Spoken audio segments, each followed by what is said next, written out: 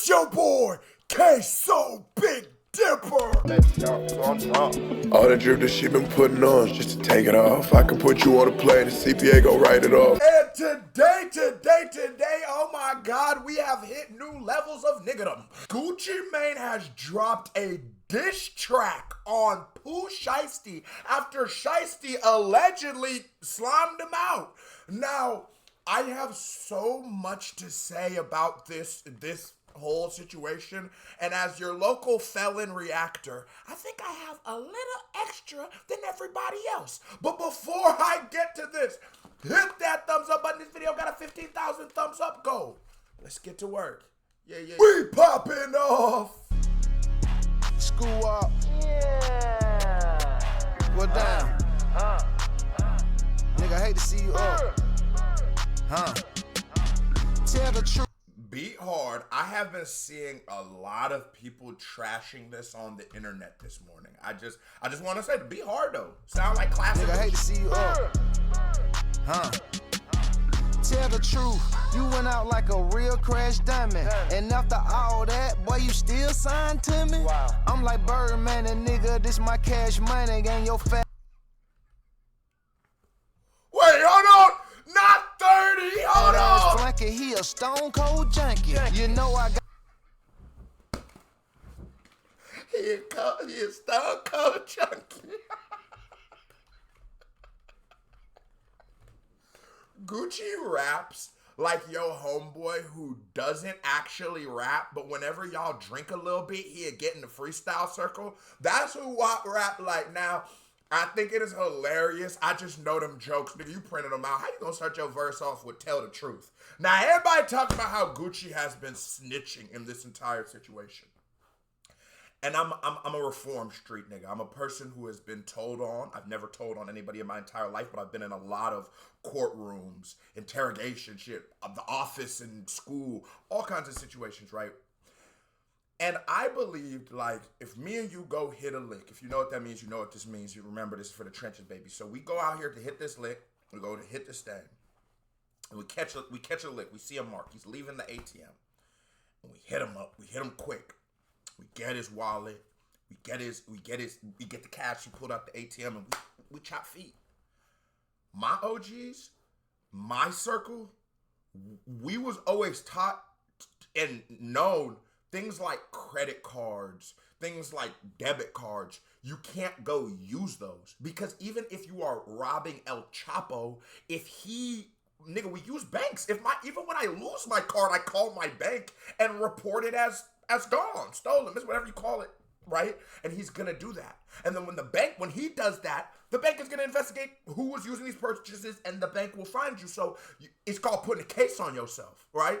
That's not snitching. It's called putting a case on yourself.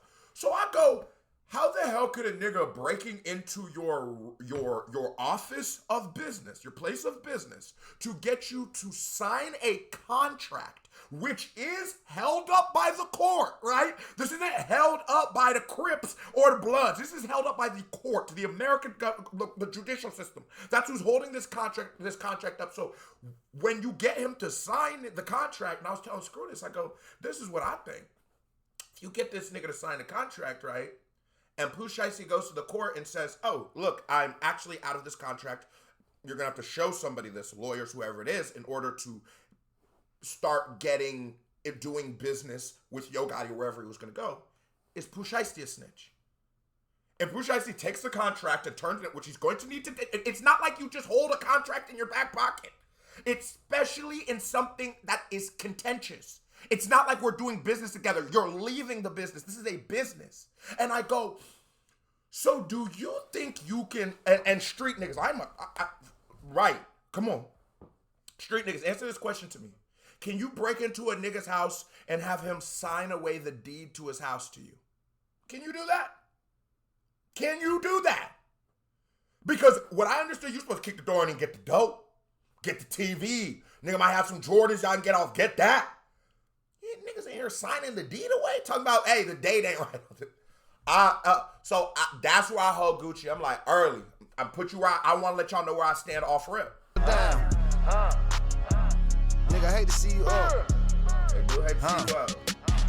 Tell tell the truth. You went out like a real crash diamond. And after all that, boy, you still signed to me? Wow. I'm like Birdman and nigga, this my cash money. And your fat ass. That's the worst part. You still signed to the dude. As flanky, he a stone cold junkie. You know I got my bread up. I always keep my head up. I thought it was a business meeting, but it was a setup. I walk in the room, you can feel the pressure building. Niggas doubt me up the whole time they plotting against me. I don't take it personal. For me, it's only business. And I don't wanna conversate if it ain't about no millions. Don't kill you, make you stronger. Don't bite the hand that feeds you. My money keep getting longer. Now these haters got amnesia. You know I gotta move. Okay. The degeneration of rap as an art form has led to self-snitching. And I want to say that again. The fact niggas cannot rap as good as they used to be. We used to have a standard of rappers, and we would clown you if you're... You have to think of some of the rappers we have clowned throughout history. MC Hammer isn't whack. He's not. Corny, he might be able to do, but he's not whack. It's not like he doesn't know how to rhyme words and put them together. Hey, nigga, y'all heard that gangsta Vanilla Ice shit? He's not. He's garbage, but he's not whack, if that makes any sense, because it's like, these words aren't necessary. Once you start adding the other elements of hip-hop, that's where he's not going to pass. But I think the pen has been at an all-time low, because we say shit in hip-hop now like, oh, he a vibe. Oh, he don't rap, but he a musician, as if rap isn't music. Oh, he's an artist, as if music isn't an art. But because of that, now you get Chicago rappers, now you get Gucci Mane, now you get niggas who don't understand how to tell a story with innuendo, maybe double entendres, allegory, maybe metaphors, simply to where you're not just getting on here and saying, me and Steve hit a lick on Saturday, because it's starting to sound like you're literally on recording for 500,000 people so far in a day, right? 500,000? Yeah, almost 600,000 people in half a day have heard you saying this. And again, as a nigga who's been in these situations, we have words for all of this. This is dry snitching. But damn, this shit damn near wet. I ain't gonna lie. This is dry snitching. Because though you might not take the stand, though you might not write down even though I've heard you did that, painting out the entire case for them on record, and you don't really leave room for interpretation, is telling. Now, I will be honest. I just think that they try to do that what they will forever use to destroy black people is going to be the snitch thing. It's going to be they might slap you with the you like white women one. They might hit you with you're homosexual. They might, and it's like, oh, you got beat up, right? These are like these things they're gonna throw on niggas, and I think what it does is it creates a system where it's almost impossible for niggas to actually get a leg up in life. Like, do you think when they're robbing McDonald's and stuff like that, they're not gonna call the cops? And if you know anything about the mafia, the reason they killed the mom and pop shops is because they kept robbing them. And a lot of them would go out of business. And a lot of all these people would go out of business. So what happened was, and even if you watch The Sopranos, you can watch as this happens, when they try to go shake down a Starbucks. You can't shake down a Starbucks because the manager of the Starbucks will be fired. They will replace him. And they will put police in there to make sure your dumbass that Tony Soprano and them cannot keep extorting them. That is the idea, that we want multi-million-dollar black businesses to not even have the security that the average American is supposed to be awarded, is very dangerous to me. It's very dangerous to me. Because do you know what I tell my homies? Don't commit crimes in relation to this shit.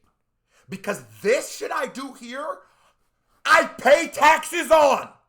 This shit I do right here, people, it's on video. And so I've had music videos I've shot where I had to save niggas from themselves.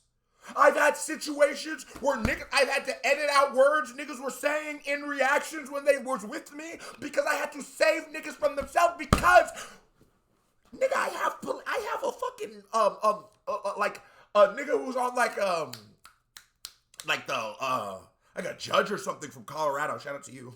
Free my niggas. Who subscribe to the channel. Bro, you can't come up here and just be popping shit. This is the public.